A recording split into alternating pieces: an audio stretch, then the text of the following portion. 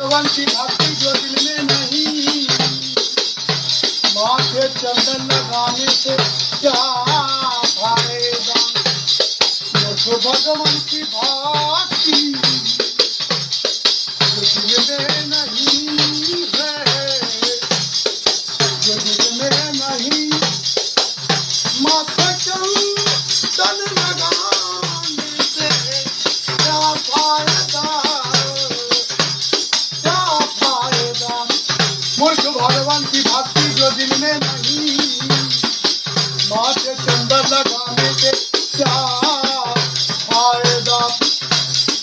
जब भजन में तेरा मन रमा नहीं है, रमा नहीं, जरूर तेरी लगाने से क्या फायदा,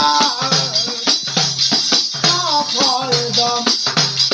जब भजन में तेरा मन रमा है नहीं, गेरुआ बस्तर लगाने से क्या फायदा। घर में माता पिता का नाम सेवा किया है ना, सेवा किया रोज